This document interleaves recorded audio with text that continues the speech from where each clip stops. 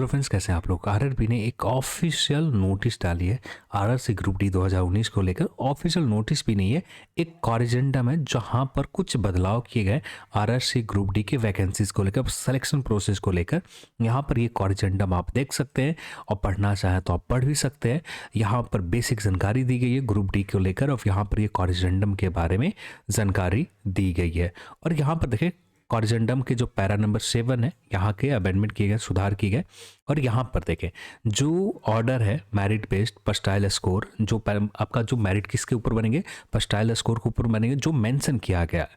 और यहाँ पर only those candidate in the merit who have secure minimum score, यानी उन्हीं कैंडिडेट को मेरिट में शामिल किया जाएगा जो मिनिमम एलिजिबिलिटी वेरियस कैटेगरी का जो मार्क्स है 40%, ईडब्ल्यूएस 40% और ओबीसी 30%, एससी 30%, एसटी 30% एज पर क्वालिफाइंग क्राइटेरिया, यानी उन्हीं कैंडिडेट को यहाँ पर पर्सटाइल स्कोर में शामिल किया जाएगा जिनका 40% और 30% का क्राइटेरिया क्वालिफाई कर रखा होगा। यानी 40 प्रश्न आपने बना रखा है, 30 प्रश्न बना रखा है और एससी एसटी में आते हैं तो 30 प्रश्न, ओबीसी एससी एसटी में आते हैं तो 30 प्रश्न आपने बना रखा है तब जाकर। और जनरल के लिए 40% और ईडब्ल्यूएस के लिए 40%। Short listing candidate various stages shall be based on the normalise marks, जो भी आपने मार्क्स लेंगे सीबीटी में उसी मार्क्स के ऊपर आपका मेरिट में शामिल किए जाएंगे, जो भी स्टेजेस है फिजिकल के लिए, फिर उसके बाद डॉक्यूमेंट वेरिफिकेशन के लिए। और यहाँ पर जो कहा जा रहा है, जो भी percentile score each candidate will be converted into normalisation score में, यानी जो भी आपका पर्सटाइल स्कोर निकल कर आएगा, ये ऐसा जो पर्सटाइल स्कोर होंगे ये कन्वर्ट हो जाएंगे नॉर्मलाइजेशन स्कोर में और raw score into base shift by using standard mathematical formula. तो ये बातें कहे जा रहे हैं यहाँ पर। और यहाँ पर बेस शिफ्ट को समझे तो बेस शिफ्ट वो बेस शिफ्ट होगा जिसमें हाईएस्ट मीन यानी एवरेज हाईएस्ट स्कोर रहा, किसी भी शिफ्ट में आपका जो एग्जाम दे रहे हाईएस्ट स्कोर रहा उसी को बेस शिफ्ट माना जाएगा। और यहाँ पर बात करें इसी के तौर पर, और देन यहाँ पर प्रोसेस को एक तरह से कह सकते हैं कॉम्प्लिकेटेड कर दिए गए, यानी सिंपल सा है। आपने 2 शिफ्ट में एग्जाम दे रखा, ठीक है, 2 शिफ्ट में, एक अलग शिफ्ट में किसी कैंडिडेट के एग्जाम हुए और दूसरा शिफ्ट में किसी अलग कैंडिडेट के एग्जाम हुए और दोनों शिफ्ट का हाईएस्ट एवरेज स्कोर सेम रहा, तो उस कंडीशन में एक शिफ्ट को बेस मान लिए जाएंगे, बेस शिफ्ट मान लिए जाएंगे, उसी के अकॉर्डिंग लोगों का नॉर्मलाइजेशन स्कोर निकाले जाएंगे। और यहाँ पर यदि किसी शिफ्ट में समान स्कोर दोनों में मिल जाते हैं तो उस कंडीशन में टाई, जो एक यानी दोनों शिफ्ट में समान एवरेज स्कोर निकल गए, वो जो टाई हो गए उसको उस शिफ्ट के लिए ऐसा किया जाएगा। यानी मान लेते शिफ्ट 1 और शिफ्ट 2 में एग्जाम दिया, शिफ्ट 2 में की बात करें तो 500 कैंडिडेट ने एग्जाम दे रखा है, ठीक है, समझाने के लिए मैं बता रहा हूँ।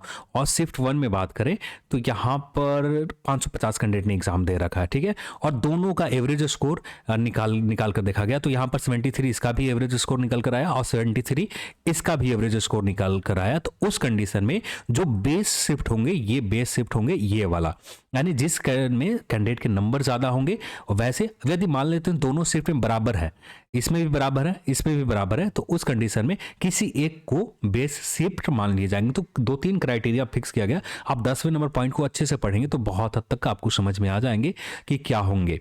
और यहाँ पर एक तरह से कह सकते हैं कि लगभग जो भी, यानी क्या कहा जाए, यानी जो सभी शिफ्ट में है, यानी 70% तो लगभग जो नॉन पर्सनल स्कोर रहेंगे 70% के एबव भी रहने वाले हैं, 70% से एबव भी रहेंगे। तो यहाँ पर कट ऑफ, जब भी आप कट ऑफ को लेकर डाउट आएंगे तो कट ऑफ जब भी रहेंगे 87 से 80 से ऊपर ही रहने जाने फाइनल सिलेक्शन के लिए। हाँ, आपका स्कोर मिनिमम रहेगा पर आपका पर्सटाइल स्कोर बढ़ने के बाद वहाँ पर आपका, और यहाँ पर बेस अपने आरआरबीसी है जो यहाँ पर बेस अपने अकॉर्डिंग मानी जाएगी। वो अपने अकॉर्डिंग नहीं, यहाँ पर बता रखा है कि किसी शिफ्ट में मान लेते हैं यहाँ पर 500 कैंडिडेट है, यहाँ 550 कैंडिडेट है, दोनों का एवरेज सेम निकल कर आ रहा है, तो उस कंडीशन में पहले शिफ्ट को बेस शिफ्ट मान लिए जाएंगे। तो ये बहुत सारे क्राइटेरिया अलग अलग, अभी के लिए बस इतना ही समझना है कि यहाँ पर इसमें दिमाग लगाने से कोई फायदा नहीं है। अभी के लिए, क्योंकि आप कितना भी दिमाग लगा लें, यहाँ पर आपका जो पर्सटाइल स्कोर निकालना है, नॉर्मलाइजेशन स्कोर निकालना है, या आरएसवी को ही निकालना है। आप इसमें ज़्यादा दिमाग लगाते हैं, ज़्यादा कुछ करते हैं, कुछ भी नहीं कर पाएंगे। इससे अच्छा है कि अपने फिजिकल एग्ज़ाम के ऊपर फोकस करें, जितना ज़्यादा हो सके, जितना मेहनत करना चाहें मेहनत करें, वही आपके लिए अभी के समय में बेस्ट रहेगा। नहीं तो इसके ऊपर आप जितना ज़्यादा माथा पच्चीस करेंगे कुछ है नहीं।